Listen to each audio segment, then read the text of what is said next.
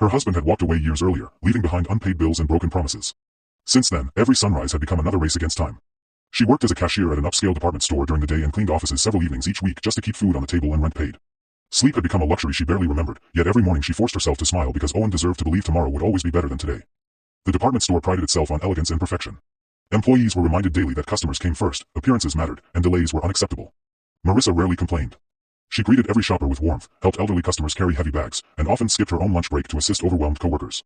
Many customers remembered her gentle smile, but management barely noticed her unless something went wrong. That morning the store buzzed with excitement because an influential investor was rumored to be visiting nearby businesses. Managers rushed employees from aisle to aisle, polishing displays and checking uniforms. Marissa quietly focused on her register, hoping the busy day would pass without problems. Owen was safely at school, and she planned to surprise him with his favorite vegetable soup for dinner if she could afford fresh ingredients after work. Around noon, panic erupted just outside the store entrance. An elderly gentleman suddenly collapsed near the fountain, striking his head against the pavement. Shoppers screamed. Several people lifted their phones to record the frightening scene while others backed away in confusion. The old man's breathing became shallow, and his face turned pale within seconds. Without thinking about company policy or angry supervisors, Marissa abandoned her register and sprinted outside. She remembered the first aid lessons she had attended years earlier at a community center. Kneeling beside the stranger, she checked his pulse, steadied his breathing, and instructed nearby witnesses to call emergency services immediately. She stayed calm despite the growing crowd, speaking gently while supporting his head and keeping him conscious until paramedics arrived. Blood stained her sleeves, and dust covered her uniform, but she never stepped away. The elderly man opened his eyes only briefly before losing consciousness again, his fingers weakly holding onto Marissa's arm as though he somehow knew she was the reason he still had hope. The ambulance finally arrived. Paramedics praised her quick actions, quietly admitting that several more minutes without assistance could have cost the man his life. Marissa watched them drive away with relief filling her tired heart. She believed she had simply done what any decent person should have done. The moment she walked back into the store, reality struck harder than she ever expected. Her manager stood waiting with folded arms and a face full of anger. Customers had been left waiting at the register, complaints had reached the front office, and company policy clearly stated that employees were never allowed to leave their assigned stations without authorization. Marissa tried explaining the emergency, but no one wanted to hear it. Within minutes she was escorted into a small office where a termination notice was placed on the desk. Years of loyalty disappeared beneath a single signature. She walked out carrying a cardboard box filled with family photos, a coffee mug Owen had painted for Mother's Day, and the crushing weight of uncertainty. Tears blurred her vision, yet she refused to cry until she reached the bus stop. She could not understand how saving someone's life had become the reason she lost the only stable income her little family had. That evening, Owen noticed the sadness hiding behind his mother's smile. Their apartment felt quieter than ever. Marissa counted the few dollars remaining inside an old kitchen jar, realizing they would barely cover groceries for the week. She silently wondered how she would pay next month's rent. Fear wrapped around her heart like heavy chains, but she kissed Owen goodnight and whispered that everything would somehow work out. She refused to let him see the storm raging inside her. Meanwhile, the elderly man she had rescued slowly regained consciousness in a private hospital room. His name was Theodore Ashcroft, the retired founder of one of the country's largest construction companies. Doctors informed his family that immediate assistance at the scene had prevented permanent brain damage. Theodore listened carefully, asking only one question. He wanted to know who the woman was who had refused to leave his side. His grandson, Adrian Ashcroft, arrived from an overseas business meeting late that night. At only 35, Adrian had already built a reputation as one of the city's most successful young millionaires after expanding his grandfather's company into international markets. Although newspapers admired his wealth, those closest to him knew his greatest weakness was family. Hearing that his grandfather had nearly died shook him deeply. When Theodore finally described the exhausted young mother who had saved him, Adrian ordered his assistants to find her immediately. What they discovered left him stunned. Security footage from the shopping plaza clearly showed Marissa rushing toward the fallen man while dozens of others hesitated. Even more disturbing was learning she had been fired moments later for leaving her register. Adrian watched the footage several times in silence. Each replay strengthened his disbelief. The woman who had saved his grandfather had lost everything because she chose compassion over corporate rules.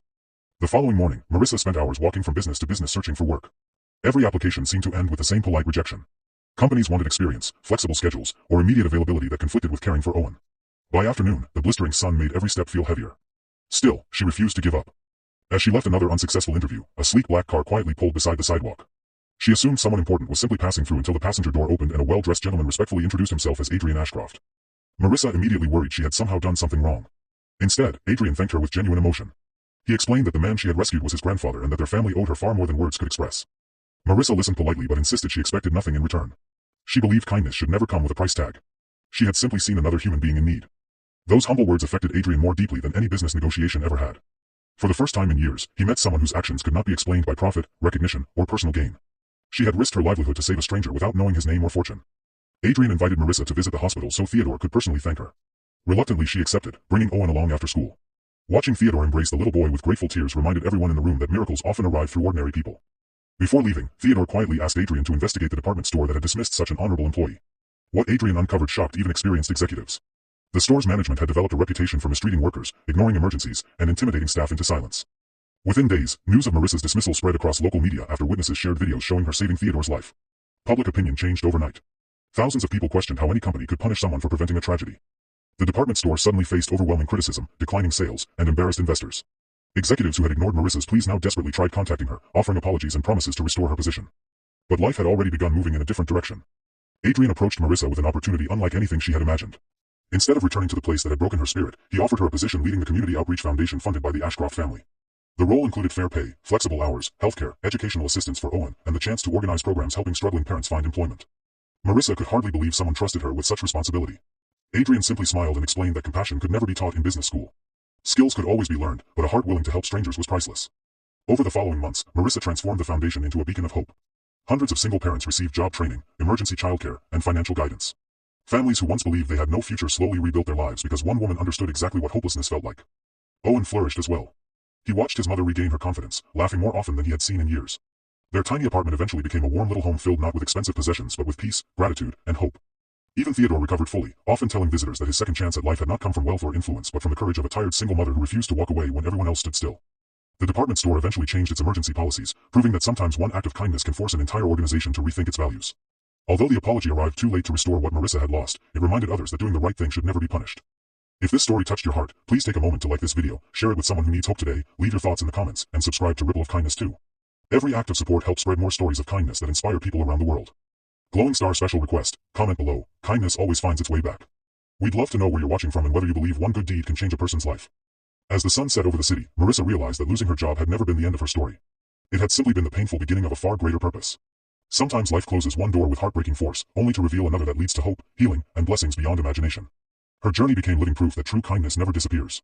It quietly travels through the lives it touches until, one day, it returns with a reward far greater than anyone could have expected. And in a world that often seems driven by power and money, the greatest miracle of all remains a compassionate heart willing to help a stranger without expecting anything in return.